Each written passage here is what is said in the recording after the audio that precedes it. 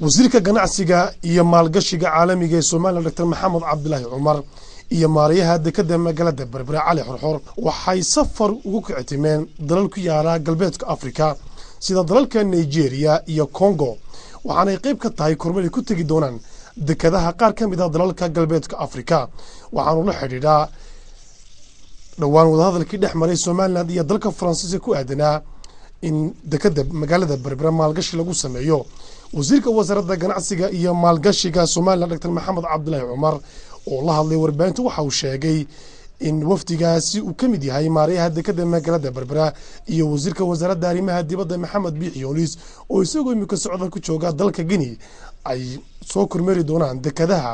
dalalka galbeedka Afrika isagoo ujeedada socdaalka si faahfaahin ka bixinaya wasiirku waxa uu yiri maanta waxaanu u baxaynaa safar aan ku tagayno dalalka Nigeria iyo dalka Congo Brazzaville aniga iyo maariyaha dekedda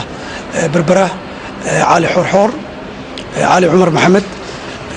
safarkaasina waxa ujeedadiisu ay tahay in aan u kurgalno dekedaha ku yaala dalalka Nigeria iyo Congo ay maamusho shirkadda Bolloré oo sida laga warqabo dhawaan aanu wada hadallo hordhaca oo arinta xagga dekedda Berbera aanu kala yeelanay magaalada Paris ee dalka Faransiiska waxa arintan ay kamid tahay qorsheynta iyo ka baarandigida dawladda Soomaaliland ay ka baarandegayso mashruuc mahindiso ay shirkadaasi noo soo gudbisay oo aanu daraasad ku sameeyno marka waa qayb kamid ah daraasadda inaanu eegno dekedaha ay maamulaan sida ay u maamulaan waxay qabtaan dhaqaalaha ay dalalka ku soo kordhiyaan sida dalalka iyo shirkadu ay wadaagaan faa'iidooyinka ka soo baxa dekedda iyo horumarka dekedahaasi ay mandaqada ay kamid ka yihiin ay ku soo kordhiyeen intaba dhinaca kalena waxaanu la tashiyo la sameysanaynaa garyaqaano Soomaaliland iyo kuwa kale oo caalami ah oo aanu noo shaqeeya oo arinta farsamo ahaan iyo sharci ahaanba talooyin naga siin doona marka kadib marka dalku go'aan ka gaari kara wixii marka uu ka yeelay arinta marka arintaas aan maanta u baxayna wasiirka ganacsiga iyo maalgashiga caalamiga Soomaaliland sidoo kale waxa uu ka hadlay shir dhawaan lagu qabtay magaalada Hargeysa oo laga hadlayay dhaqaalaha Soomaaliland kaas oo soo qabanqaabisay Banka Adduunku iyo go'aamadii ka soo baxay waxaanu yiri waxaan marka hore jecelahay horta Banka Adduunka inaan uga mahad celino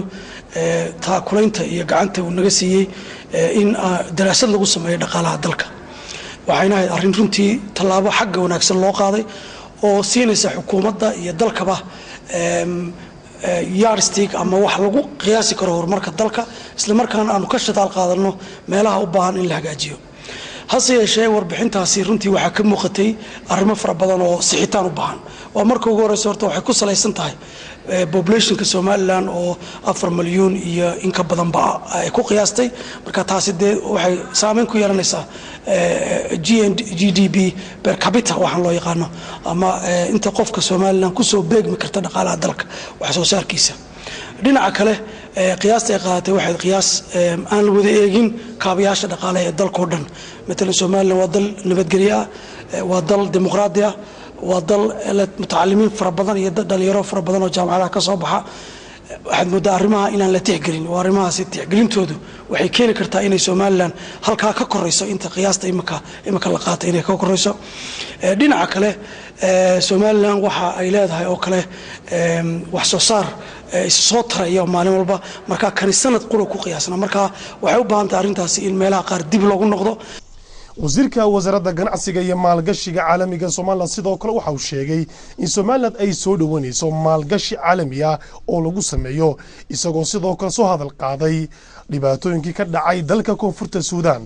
ee maalgashi tiro badan ay ku kaceen waxaan u tilmaamay in Soomaaliland ay tixgelinayso in maalgashi lagu sameeyo gudaha Soomaaliland